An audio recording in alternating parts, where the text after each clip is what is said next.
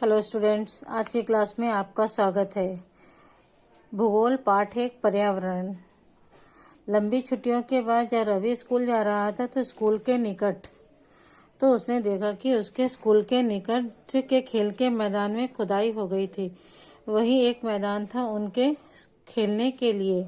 वहां पर था। लोगों ने बताया कि वहां उनके अनेक फ्लैटों वाली एक बिल्डिंग बन रही है, एक इमारत बन रही है। जब रवि को समझ में आया कि मुलायम घास, गेंदे के फूल एवं तितलियों वाला विशाल मैदान अब हमेशा के लिए नष्ट हो चुका है, तो उसकी आंखों में आंसू छलकने लगे। उसने यह बात अपने सहपाठियों को बताई। सुबह की सभा में प्रधानाचार्य ने भी बहुत उदासी से कहा, देखो कैसे हमारा पर्यावरण बदल रहा है। हमारा पर्यावरण बदल रहा है। कैसे बदलता है हमारा पर्यावरण? जब हम अपने आसपास के वातावरण को परिवर्तित करने की कोशिश करते हैं, जैसे खेल के मैदान को बदल करके यहाँ पर बड़ी इमारतों वाला एक बिल्डिंग तैयार की जा रही थी। रवि कहने लगा कि इसका अर्थ है कि स्कूल भवन, मेज, कक्षा में रखी कुर्सियां, यहाँ तक कि खुला मैदान, सड़क, कूड़ा करकट, मेरे दोस्त, ये सभी हमारे पर्यावरण के अंग हैं। हमारे आसपास जो भी चीज हमें दिखाई देती है, स्कूल, बिल्डिंग, मैदान, उद्योग, सड़कें, इमारतें, ये सभी हमारे पर्यावरण का हिस्सा है। यहाँ तक कि जो कूड़ा करकट और हमारे मित्र जो हैं, वे सभी पर्यावरण का हिस्सा है। सूर्य, चंद्रमा, पेड़ पौधे, पशु पक्षी, ये सभी हमारे पर्यावरण के हिस्से हैं। इसके साथ साथ पर्वत, नदियाँ, पेड़, प्राणी, सभी जो हैं हमारे पर्यावरण के हिस्से हैं। मानव ने किया है, और जिन चीजों का निर्माण मानव ने किया है, यहाँ पर हम समझते हैं कि पर्यावरण कितने प्रकार का होता है। पर्यावरण 2 प्रकार का होता है, एक मानव निर्मित पर्यावरण और एक प्राकृतिक प्रदत्त पर्यावरण। प्राकृतिक प्रदत्त पर्यावरण का निर्माण हमें प्रकृति ने किया है, जैसे पर्वत, नदियां, पेड़, प्राणी, मनुष्य, ये सब प्राकृतिक पर्यावरण का हिस्सा है। लेकिन कार, सड़क, कपड़े, किताबें, ये सभी चीजें जो है वह मानव निर्मित पर्यावरण है। ठीक है, तो पर्यावरण में वे सभी वस्तुएं शामिल हैं बच्चों जो हमारे पर्यावरण का अंग होती है। यहाँ देखोगे पर्यावरण के घटक, तो सबसे पहला घटक है मानव। पर्यावरण है प्राकृतिक पर्यावरण। प्राकृतिक पर्यावरण में है वायुमंडल यानी हवा, जल मंडल यानी पानी, और जैव मंडल यानी सजीव प्राणी, और स्थल मंडल यानी जमीन। ये हमारे प्राकृतिक पर्यावरण का हिस्सा है। और मानव निर्मित पर्यावरण में है पार्क, इमारतें, ब्रिज, पुल, सड़कें, स्मारक, उद्योग, ये सभी मानव निर्मित पर्यावरण के अंग हैं। और इसमें सबसे मानव पर्यावरण का सबसे पहला घटक है मानव। मनुष्य ने क्या क्या किया है?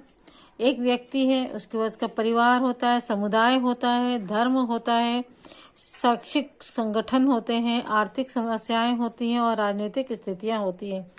जो सजीव प्राणी है उन्हें कहते हैं, जो सजीव प्राणी है उन्हें, संसार है, उन्हें कहते हैं पादप वस्तुएं। और जो अजीवीय संसाधन है, जो निर्जीव है, जिनमें जान नहीं है, उन्हें वे संसाधन कहलाते हैं। वे संसार जैसे स्थल, भूमि, इसमें जान नहीं है, अजीव है, परंतु हमारे पर्यावरण का अपूर्ण हिस्सा है। इसलिए हम प्राकृतिक वातावरण में परिवर्तन करते हैं और कभी कभी उसे नष्ट भी करते हैं। हम अपनी आवश्यकताओं की वस्तुओं के प्राप्ति के लिए पर्यावरण को नष्ट करते हैं, उनका उपयोग करते हुए उन्हें नुकसान पहुंचाते हैं। जैसे अपनी आवश्यकताओं की पूर्ति के लिए हम क्या करते हैं? पेड़ पौधों को काटते हैं। अपने आवास की समस्या के लिए, भोजन की समस्या के लिए पेड़ों को काट करके हम वहां पर खेती करते हैं, भवन बनाते हैं या फिर उद्योग स्थापित करते हैं। तो इस प्रकार किसका नुकसान होता है? पर्यावरण का ही नुकसान होता है। ऊपर के वातावरण में आप समझ गए होंगे कि किसी भी जीवित प्राणी के चारों ओर पाए जाने वाले लोग, स्थान, वस्तुएं एवं प्रकृति को पर्यावरण कहते हैं। किसी भी स्थान पर पाए जाने वाले लोग, स्थान, वस्तुएं एवं प्रकृति को पर्यावरण कहा जाता है। यह प्राकृतिक एवं मानव निर्मित दोनों प्रकार के परिघटनाओं का मिश्रण होते हैं। प्राकृतिक पर्यावरण में पृथ्वी पर पाई जाने वाली जीवित और अजीवित दोनों ही परिस्थितियां सम्मिलित हैं। मनुष्य जो है प्राकृतिक और मानव निर्मित दोनों ही पर्यावरणों का हिस्सा है। हमारे पास कई ऐसे साधन हैं जो प्राकृतिक पर्यावरण में भी हैं और उन्हीं से हम अपने मानव निर्मित पर्यावरण का निर्माण भी करते हैं। जैसे भवन मनुष्यों द्वारा ही बनाया जाता है, लेकिन प्राकृतिक वस्तुओं से। लोहा इसमें लगने वाला प्राकृतिक वस्तु है जो हमें खदान से खोदकर प्राप्त होता है। सीमेंट है, ईंट है, ये सभी जो हैं प्राकृतिक वस्तुओं से ही निर्मित होते हैं। इस प्रकार मानव निर्मित वस्तुएं जो हैं वह प्रकृति का ही हिस्सा होती है। इस प्रकार मानव और प्रकृति दोनों साथ साथ चलते हैं और मानव जो है इस पर्यावरण को प्रभावित भी करता है और नुकसान भी पहुंचाता है। जबकि मानवीय पर्यावरण में मानव के परस्पर क्रियाएं, उनके गतिविधियां एवं उनके द्वारा बनाई गई रचनाएं भी शामिल हैं। मानव निर्मित पर्यावरण में मनुष्य के द्वारा बनाई गई वस्तुओं और प्रकृति के साथ उनकी क्रियाएं और गतिविधियां शामिल होती हैं। प्राकृतिक पर्यावरण क्या है? भूमि, जल, वायु, पेड़ पौधे एवं जीव जंतु मिलकर प्राकृतिक पर्यावरण बनाते हैं। प्राकृतिक पर्यावरण में भूमि, जल, वायु, पेड़ पौधे, जीव जंतु ये सभी प्राकृतिक पर्यावरण का हिस्सा है। स्थल मंडल, जल मंडल, वायुमंडल और जैव मंडल से आप पहले भी परिचित हो चुके हैं। 6वीं में आपने इसके बारे में पढ़ा है। अब हम इनके संबंध में कुछ और तथ्य जानकारी प्राप्त करते हैं। पृथ्वी एक ठोस प्रॉपर्टी या कठोर ऊपरी परत को स्थलमंडल कहते हैं। स्थलमंडल किसे कहते हैं? जिस पर भूमि ऊपरी सतह है जमीन की, उसे स्थलमंडल कहा जाता है। जिस पर हम रहते हैं, हमारे सारे क्रियाकलाप जो हैं इसके ऊपर निर्भर होते हैं। सभी कार्य हम इस भूमि के ऊपर ही निर्भर करते हैं, भूमि के ऊपर ही करते हैं। और यह प्रॉपर्टी जो है कठोर ऊपरी परत को स्थल मंडल कहते हैं। प्रॉपर्टी कहते हैं पृथ्वी के ऊपरी सतह को वैज्ञानिक भाषा में प्रॉपर्टी कहा जाता है, इस जो कि कठोर होती है और इसे ही स्थल मंडल भी कहा जाता है। चट्टानों एवं खनिजों से बनी होती है। ये किससे बना होता है? स्थल मंडल चट्टानों एवं खनिजों से बना होता है एवं मिट्टी की पतली परत से ढका होता है। यह पठार, पहाड़, मैदान, घाटी आदि जैसे विभिन्न स्थलाकृतियों के वाला विषम धरातल है। यह स्थलाकृतियां महाद्वीपों के अलावा महासागरों में भी की सतह पर भी पाई जाती हैं।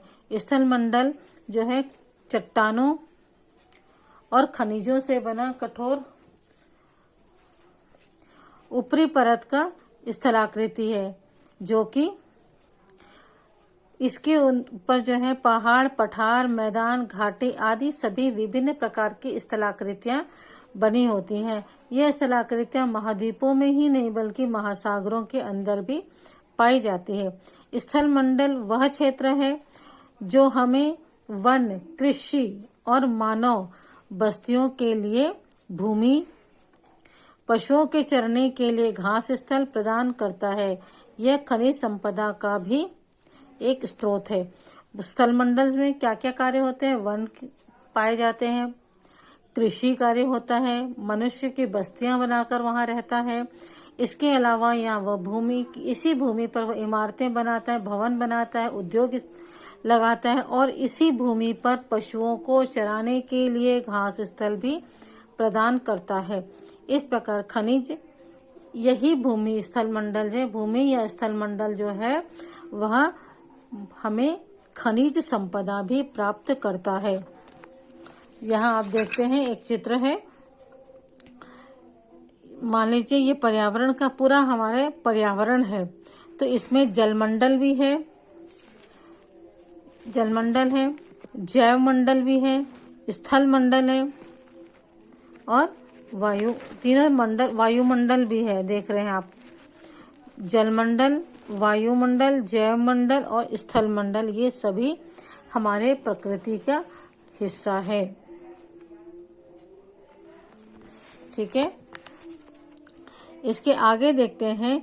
जल के क्षेत्र को जलमंडल कहते हैं। यह जल के विभिन्न स्रोतों जैसे नदी, झील, समुद्र, महासागर आदि जैसे विभिन्न जलाशयों से मिलकर बनता है। जलमंडल में जल की अधिकता होती है और जल में पाए जाने वाले जंतुओं की भी उसमें मौजूद रहता है। जलमंडल में झील, समुद्र, महासागर, नदियां, तालाब, ये सभी पाए जाते हैं और इन विभिन्न जलाशयों से मिलकर के जलमंडल बनता है, जो कि मानव के लिए, जो कि प्राणियों के लिए आवश्यक है, क्योंकि बिना पानी के हम नहीं रह सकते। पानी के बिना जीवन नहीं संभव है, इसीलिए यह हमारे लिए अत्यंत आवश्यक है। न सिर्फ मनुष्यों के लिए बल्कि पेड़ पौधों के लिए, जीव जंतुओं के लिए, सभी के लिए जलमंडल अत्यंत आवश्यक है। पृथ्वी के चारों ओर फैली हुई वायु की पतली परत को वायुमंडल कहते हैं और पृथ्वी का गुरुत्वाकर्षण बल अपने चारों ओर के वायुमंडल को थाम के रखता है। यह सूर्य की झुलसाने वाली गर्मी एवं हानिकारक किरणों को से हमारी रक्षा करता है। जलमंडल के पश्चात हम देखते हैं वायुमंडल। वायुमंडल हमारे जीवन का एक आवश्यक हिस्सा है। बिना वायु के हम कुछ सेकंड ही जी सकते हैं, कुछ समय ही जीवित रह सकते हैं। जल के बिना हम फिर भी 2 दिन जीत सकते हैं बिना पानी पिए, लेकिन बिना हवा के हम 1 मिनट भी जीवित नहीं रह सकते बिना हवा के, क्योंकि हवा में हम क्या लेते हैं, सांस लेते हैं और इस वायु में क्या होता है, ऑक्सीजन, और जो कि हमारे जीवन रक्षक गैस मानी जाती है। पृथ्वी के चारों ओर जो वायु फैली है वो किस प्रकार फैली है, क्यों वो फैली हुई है यहाँ पर, क्योंकि हमारे पृथ्वी पर गुरुत्वाकर्षण बल पाया जाता है, जो कि मनुष्य को ही नहीं वायु को भी और पूरे वायुमंडल को अपनी ओर थाम के रखता है, खींच के रखता है। जैसे चुंबक रहता है ना, किसी भी लोहे की वस्तु को अपनी तरफ जल्दी से खींच लेता है, इसी प्रकार की एक चुंबकीय शक्ति हमारे पृथ्वी में पाई जाती है, जो कि हर वस्तु को अपनी ओर खींच कर रखती है। सबसे पहले वायुमंडल को वह अपने ओर खींच के रखती है, जिससे कि सूर्य, वायुमंडल स्थिर रहता है और सूर्य की जो किरणें हैं जमीन में आने से पहले वायुमंडल को गर्म करती हैं और उसकी हानिकारक किरणें जो है उनसे हमारी रक्षा करती हैं। इसके बारे में बेटा अगले वीडियो में हम देखेंगे। इस वीडियो में इतना ही, ठीक है, ओके, बाय।